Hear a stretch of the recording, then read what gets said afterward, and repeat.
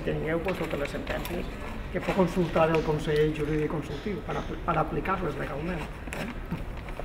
Un llistat que es pot trobar per internet de totes les sentències favorables al nom de català per a la llengua pròpia del País Valencià. I hem imprès 5 de les 46 per a que tinguin també el text en paper.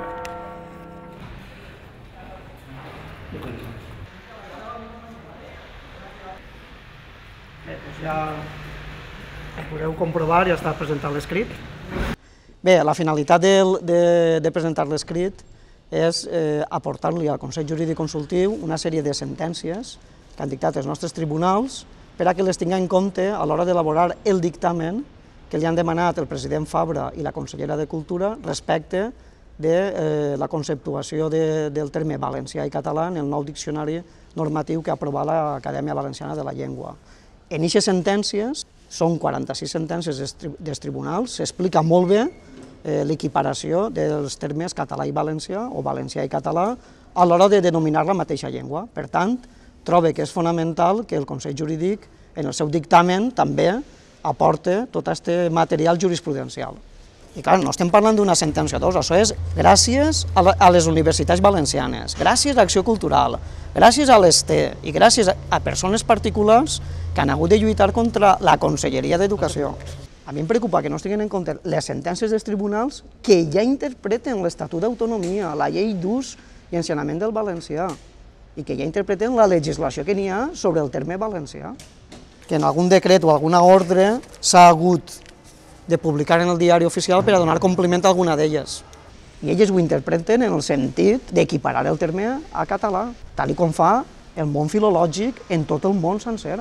Per tant, no hi ha conflicte lingüístic des d'aquest punt de vista de la doble denominació de la llengua, com no hi ha tampoc conflicte lingüístic per dir espanyol o castellà. En aquest acte també volem denunciar que s'està demanant una sèrie de dictàmens, una sèrie de feina a institucions públiques, quan del que s'hauria de preocupar la consellera d'Educació i Cultura és que els nostres xiquets tingueren assegurades totes les línies i totes les places per a poder estudiar en les línies en valencià, cosa que va enrere cada any. S'hauria de preocupar que no desaparegueren unitats i línies en les escoles públiques. I per últim s'hauria de preocupar de que cap xiquet ni xiqueta del País Valencià d'una escola pública estiguera en barracons. Mentre no complim la legalitat en aquests termes, ens preocupem moltíssim de la legalitat del terme valencià i català. I això ho hem de denunciar els ciutadans, perquè els polítics no estan per a crear més problemes, estan per a solucionar les qüestions que la societat vol que se solucionen i que escolte a Escola Valenciana i a totes les entitats que representen els pares i mares dels xiquets de l'escola pública.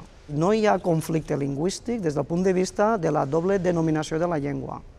El que sí que n'hi ha és un gran conflicte social per tota l'estafa econòmica, per tota la corrupció política i per tota la impunitat davant dels tribunals. Si uns acadèmics han passat 12 anys per a fer un diccionari i aclarir les coses, ells, més totes les universitats de la resta del món, els polítics no poden crear un problema d'on no hi ha un problema. Tenim un conflicte social i l'únic conflicte lingüístic que sí que existeix realment és la prevalència del castellà front al valencià, que és la llengua minoritària, i la llengua que els polítics tampoc promocionen i no fan cap campanya seriosa per extendre el seu ús en tots els àmbits de la societat. I això és el verdader conflicte, no el nom de la llengua.